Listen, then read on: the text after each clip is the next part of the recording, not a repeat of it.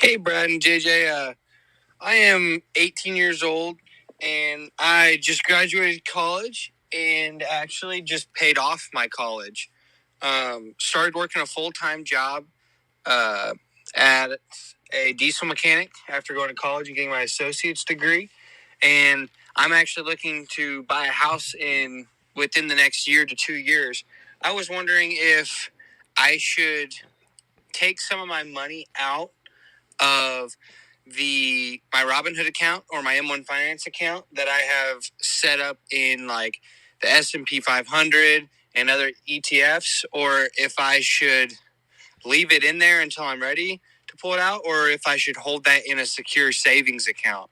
Thank you. And if you have any other financial advice for buying a first house, I would gladly appreciate it, because I'm kind of at a waypoint where everybody in my family hasn't bought a house in the last 10 to 15 years. So I know I don't want to do PMI. So I'm looking for that for sure 20% down payment for a first-time home buyer. Thank you. 18, graduated college, listening to Money Podcast, talking about paid off college, talking about buying a home at 18 years old, man. It's so awesome. I feel like these voicemails, these kids just keep getting younger and younger, asking these amazing, amazing questions about money. It's huge, dude. I love hearing this. You want to take this one first? You want me to go with it? Yeah, I could start. I Okay. mean, Let's start with the first question about, selling the stocks or ETFs or whatever, and Robinhood and all that. yeah, I first just want to say this. Like, even there's something to be said for him working hard in the trades. Didn't do the whole I have to go to college and party. Got his associate's degree. If you don't know what associate's degree is, it's a 2-year degree. It's generally for some sort of trade, sometimes, a community college or something like that. I have an associate's degree before I went on to university, but I like appreciate that route as well. I kind of was talking about this on my Instagram. Somebody asked something about emergency funds, or no, maybe it was Discord. I think it was Discord. And I will say that when you are young, I have no problem with your quote emergency fund or money that you want to hold for a long-term investment like a property, not being in a savings account and being invested if and only if, and you said the golden words to me, they're in some sort of index, even like a bond at 4%, whatever. I'm not opposed to, especially if you have a secure job. Like my job security, I know how much money I'm going to make. I know what my biggest quote emergency could possibly be when I have medical insurance. Like if every every appliance in my house went out at once, that'd be like the biggest expense emergency I could come up with. I got credit cards to cover me until I needed to move money. I would never YOLO with it. It would never be a risk, but I have to say it's probably not like the best answer from a guy that's supposed to know he's talking about personal finance, but I have no problem at your age. Like even if you burnt it, like your friends went to Vegas, you took it out tomorrow and boom, there goes your house money. You're 18, you'll be fine. You'll make that 18 grand up and you'll probably learn a valuable lesson.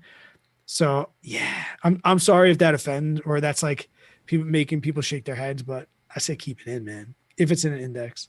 So I'm a little bit on the opposing viewpoint, I guess, because I thought you'd be with me on this one. As far when it comes to like emergency fund, like if you really think about it, the size of your emergency fund. This wasn't an emergency fund though. This was a house fund. First house fund. Okay, well, let me answer then with the house fund. Okay.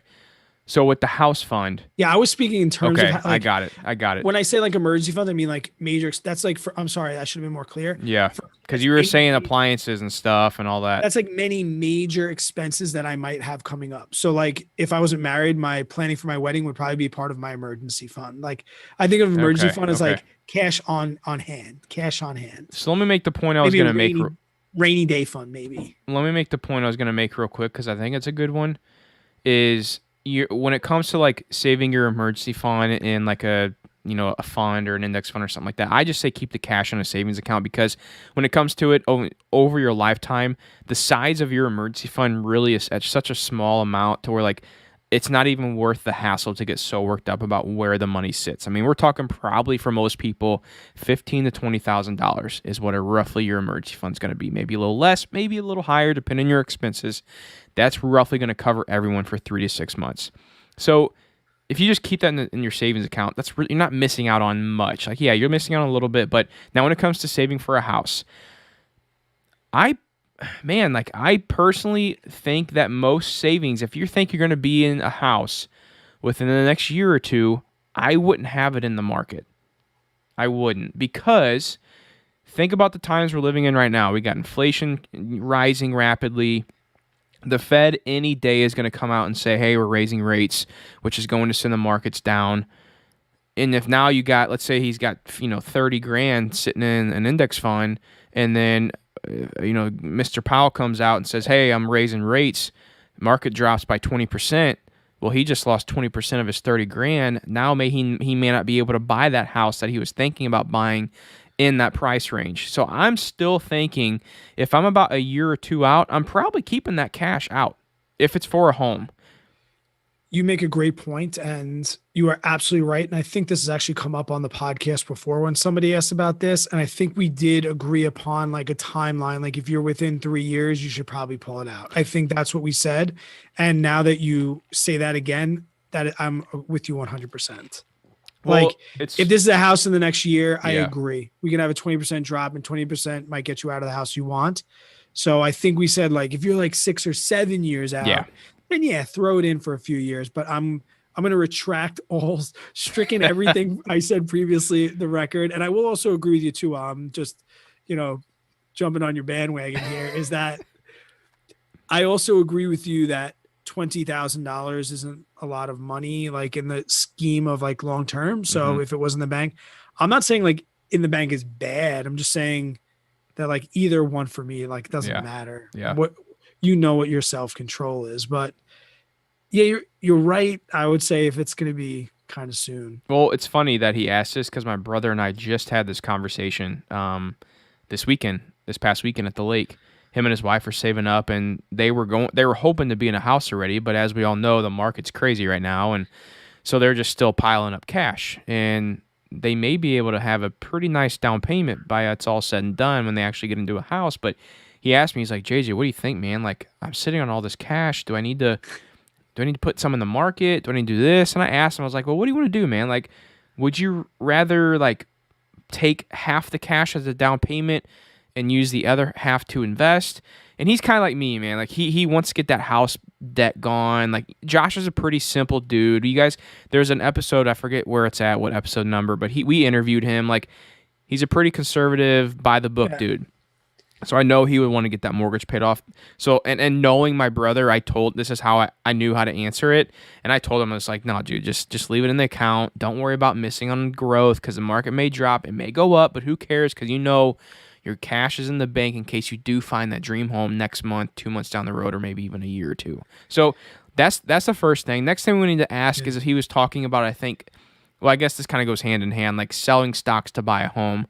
And the one point I wanted to make about this is I'm totally for, like, if you have stocks in a taxable brokerage account and you want to sell some of that off to go buy a rental property or to buy your personal home, whatever it may be, I'm fine with that as long as you have that retirement savings set up, ready to go. Now, him being 18, he may just be getting started in with his like 401k or Roth IRA or whatever it may be.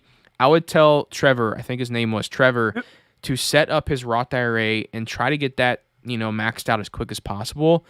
And if he's doing that, I feel like it's totally okay to pull that money out of Robinhood and M1 and whatever brokerages he has to help fund that house as well. As long as he has those retirement savings and funding his retirement to the full utmost amount that he can comfortably.